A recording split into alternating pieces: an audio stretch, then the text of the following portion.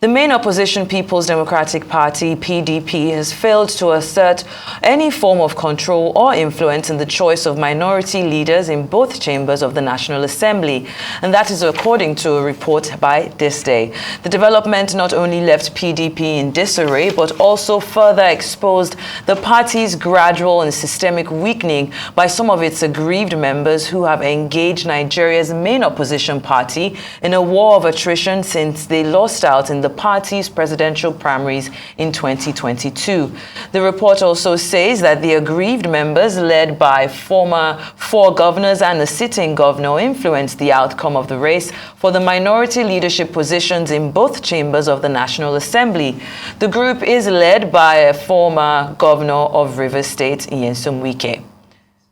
Arise News analyst Dayo Sobowale joins us now to discuss the war of attrition in the main opposition PDP and the intrigues in the party that led to the failure to clinch any principal position in the National Assembly. He will also be looking at the options of the 10 Senate principal officers. It's good to have you on Newsday, and I really can't wait for us to talk about this. Now, it's a pleasure. It's a pleasure to have you. Now, I mean, we're looking at what's going on with this recent selection of the 10th Senate principal officers, and it's looking as if PDP didn't have any, influence or any, in fact, were able to clinch any of the major, leadership positions. Are we looking at a situation whereby, there's fire in the house, or they are not able to even just secure the minority offices? Look, a house divided against itself cannot stand. But what is playing out is a vendetta, and is to be expected. You get me? It was even more effective at the election than here. Here is a minor something. What is happening, this last selection of leadership in the Senate, is just the last bit of it. It is a vendetta. And we all know the cause of the vendetta was in broad daylight. We all saw the story. It's a very romantic political story. Wike was edged out on a disagreement which he felt very bad about, which was that if the chairman comes from the north, the candidate must come from the south, and vice versa. That was not honored. So the vendetta was on. The party lost out. Aside from the defection of Obi on the eve of the election to Labour Party, which was also very effective and destructive of the PDP, I mean, the issues are there. But the drama that I am seeing now, which many people have not seen, is the Tambua factor.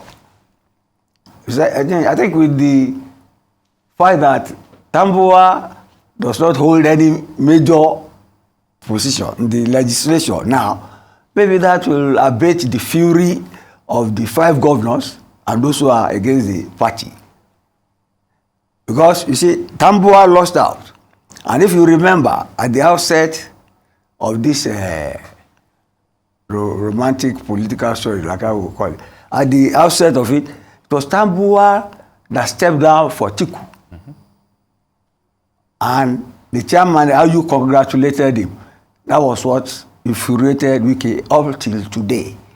And even though he's still out of office, you can see that he literally went over to the APC to throw fireworks back at his own party. That was an expression I used there sometimes. Maybe it is appropriate again now. Say, play me foul, and I play you trick.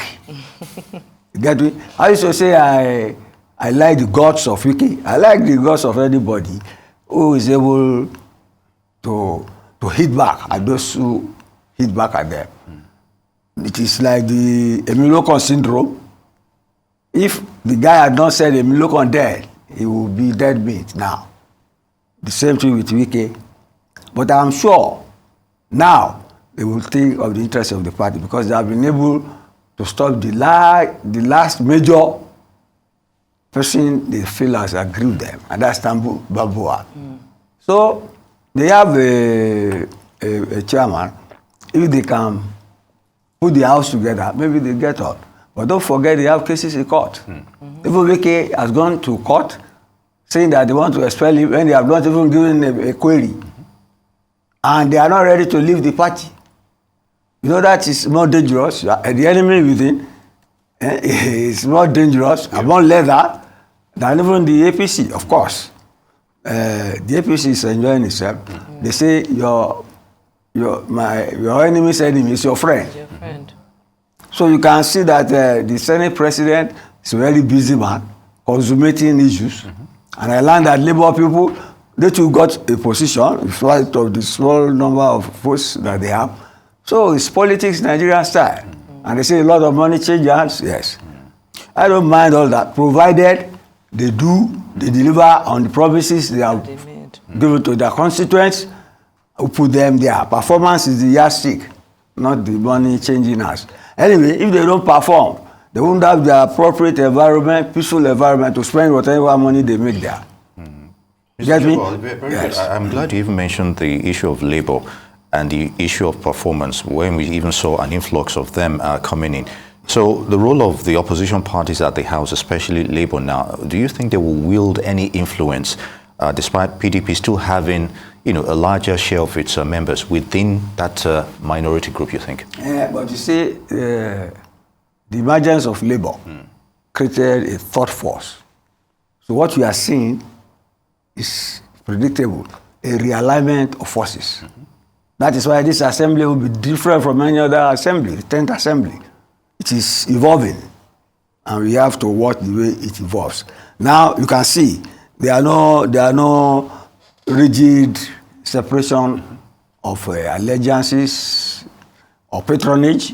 It depends on the issues at stake and how people react to it. So that is the nature of this assembly. Each assembly has its own peculiarities.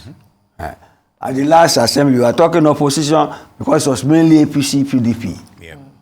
But then, the political equation has changed. So the legislature too will evolve from that. I definitely agree with you when you look at the two factors of, one, the fact that we are seeing a representation of more opposition parties, and even the spread in itself. When we look at the, geopolitical zones in Nigeria, we're seeing Ekiti Central, Ebonyi South, Borno South, Kwara South, Plateau North, Osun West, Abia Central, and Kano Central. So we're really seeing that spread. That's geopolitical. Yes, geopolitical. But don't forget that the underground Muslim balancing is there too. Yes. Nobody can ignore that. Well, let's talk about, just very quickly, because you had mentioned Nyesom Wike, and it's almost looking as if the G5 governors are even more empowered than the actual party itself. And you've spoken about him even going to court. But how is it not possible for PDP to be able to kind of sanction these members for their anti-party activities? I mean, it's blatantly obvious. So that is why PDP is suffocating itself. It does not have the nerve to expel them. It has not even given Wike a query. It has gone to court. But now, the way I see it, once they have stopped Tambuwal, I'm sure PDP is a big party. It's a party that's been in power for a long time. If the old wars is there, come round and say enough is enough, let us put our house in order, they will take appropriate disciplinary action. You can't be destroying a party and stay there. You can be expelled. They need to have the guts to expel those who undo them, who have brought them to their knees, or else they commit political suicide. That will be the end of the party. And it's good you also mentioned suicide, because having the guts to expel them in these trying times might have a backfired effect. So, in this regard, does the challenges in PDP not also pave the way to make things easier for the APC ruling party? And of course, this rubber stamp syndrome might be imminent here. Yes, and that's why I said your enemy's enemy is your friend. Do you get to now? It is in APC's interest for PDP to be in disarray and never have a united front. It is in APC's interest for Labour, you get to now, to keep on playing the new bride between parties on issues and having his way and all that, provided they don't forget the constituents who set them there. That is my own. Politics is like that all over the world. People coalesce on issues that we feel together, and issues that you have, and then it's a give and take situation. You don't have to be rigid all the time. You sell some, you buy some.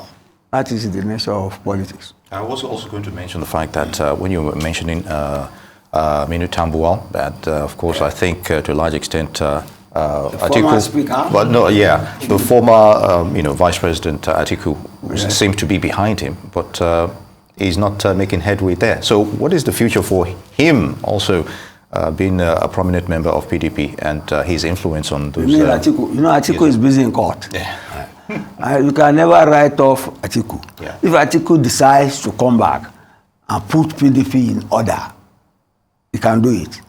He has the clout, he has the stature. And look at the election results, you will see that he has about the same spread. He has the clout and the stature, but the G5 group are still giving him a run for the money. No, he underrated them. Okay. Yeah, he underrated them. Yes. Yeah, but to a large extent, they're still proving their mettle, you think? That will phase out. They will phase out. They are not in power. And anyway, they have shown their hand. They are more with the enemy than with the PDP. You can't eat your cake and have it. Even morally, you cannot be comfortable. See, some PDP man said the other time, say, look, they say they are still with us, but we avoid them. They are not with us. Well, if I may add as well, Mr. Sobowale, you said the National Assembly is at a process of evolving. Yes. But we're still seeing the same old faces, the same people who are dictating. Well, to a large extent. To a large extent. So how, yes. What I mean is that their own culture will evolve with time, based on how they react to issues. All right. And then, see, there's something that will make them sit up. This removal of subsidy will make their seats hot for them, because their constituents will be waiting for them. That we are dying of hunger. What are you doing? Yeah. So they have to take care of the masses this time around, or else they will be swept away. Don't forget the GIL. That fuel subsidy removal thing, if it is not well handled, will blow up everything. Definitely. They do and have time is not on the side of the government. Of course, and they do have their work cut out for them.